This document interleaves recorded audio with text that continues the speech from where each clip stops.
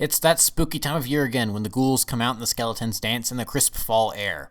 So what better time to take another top 10 dive in NinjaGo than by looking at the show's spookiest content.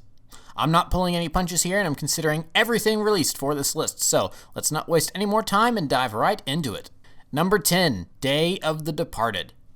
Starting off this list we have Day of the Departed, NinjaGo's answer to a Halloween special. Following both Possession and Skybound, this special focuses on Cole as he tries to reclaim his corporeal form as a number of the ninja's former villains return to once again wreak havoc. This special mixes Earth customs like Halloween and the Day of the Dead effectively to create a fittingly spooky atmosphere as night settles on NinjaGo and some of our favorite baddies return. Unfortunately, that's where praise for this special stops, as any effort to build a spooky atmosphere is undermined by the lackluster script and the breakneck pacing. So while it certainly earned a spot on this list for its atmosphere alone, it almost lost it thanks to the shoddy storytelling. So while this may be appropriate to turn on near Halloween, there's certainly better specials you could watch instead.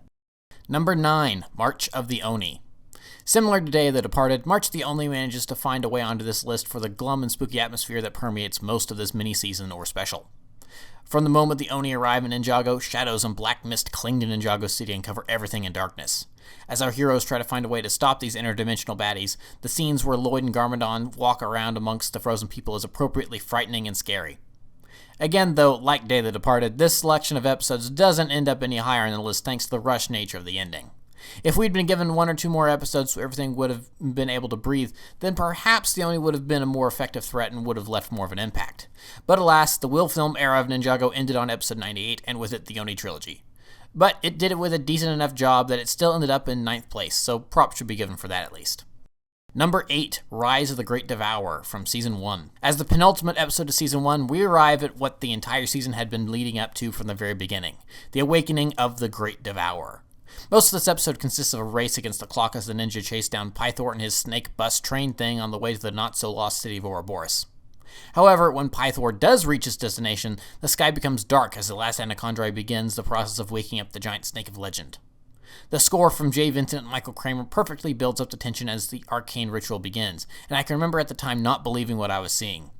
The giant snake being unleashed was a doomsday scenario, so there was no way the ninja would fail, right? Well, while they're ultimately successful in stopping it thanks to assistance from Garmadon in the next episode, this one ends with a Devourer being reborn and gobbling up both Pythor and Master Wu.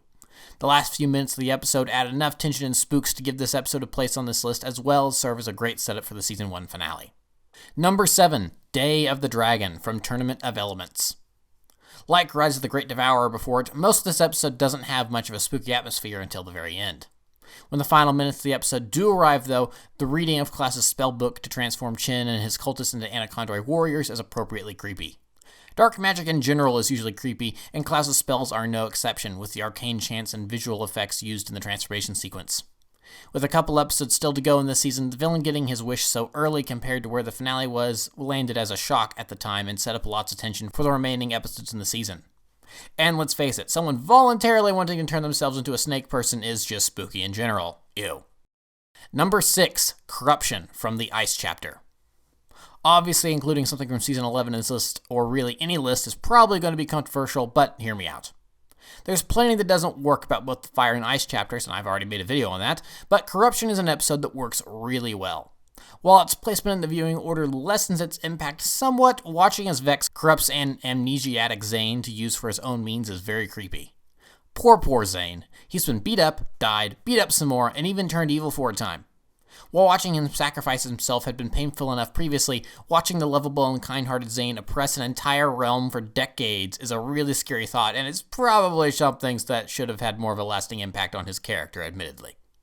But thanks to this episode, it reframes all of the Ice Emperor's actions throughout the entire second half of Season 11 and appropriately builds up the finale no matter what viewing order you use. So while it's not directly related to spooks or ghouls or monsters, watching a beloved character turn bad is still sufficiently spooky to earn itself a place on this list.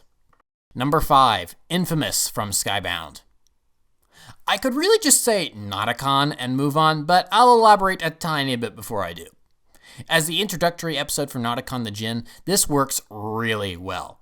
Klaus coming back and accidentally unleashing this menace on NinjaGo is great setup, and the way that the Djinn so easily dispatches a very competent former villain like Klaus is terrifying. After seeing what this guy is all about, ending the episode on a cliffhanger and waiting to fully reveal what happened to Wu until later is terrifying. Nauticon is one of Ninjago's all-time best villains, and his introductory episode is one of those reasons. If you weren't afraid of genies before watching this episode, you will be after. You certainly don't want a friend like him. Number 4, Winds of Change from Possession. As we get closer and closer to the top, it only makes sense that we start including episodes from Possession. Easily the spookiest season to date since the main antagonists are ghosts, I could have easily just included the entire season in the number 1 spot and called it a day, but I decided to be a little more thorough than that. I just remarked how effective Nauticon's introductory episode is, and Moro's is equally as impactful. In terms of looking for spooky criteria, this checks all the boxes. Not only do we get traditional ghost story stuff in the Museum of Haunting with Lloyd early in the episode, but the music from Jay Vincent and Michael Kramer, as always, boosts the tension up to 11 as we witness Moro unleash his full power at Wu's tea shop. Unlike previous baddies, the ninja can't come up with an easy counterattack and are forced to just flee in the Destiny's Bounty. This is certainly one ghost story that the ninja won't soon forget. Number 3, Curseworld Parts 1 and 2 from Possession. When an entire town is overrun with ghosts, who you gonna call? The ninja! A slight cheat, I'm including both parts of Curseworld since, unlike most NinjaGo finales, this is a true 2-part episode instead of the finale being restricted to its own single episode. But can you blame me? Ghosts and ghouls and the entire Curse realm were on display in this finale 2-parter as the ninja raced to save the town of Styx and the entire realm from destruction. While the preeminence had been built up over the course of the season, I don't think anyone was really ready for the final design we got. A truly disturbing sight, watching as the walking embodiment of the cursed realm created legs for itself to chase after the fleeing ninja as ghosts continued to pour out of it. This is an all-time spooktacular for the ages, and it's honestly a wonder that it didn't make the top spot. But there's a couple more episodes that I think deserve the second and first places a little bit more.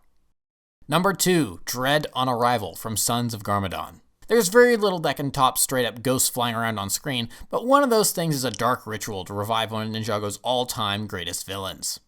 With all 3 Oni masks collected, Harumi and the Sons of Garmadon are ready to bring back Lord Garmadon so he can rule over Ninjago.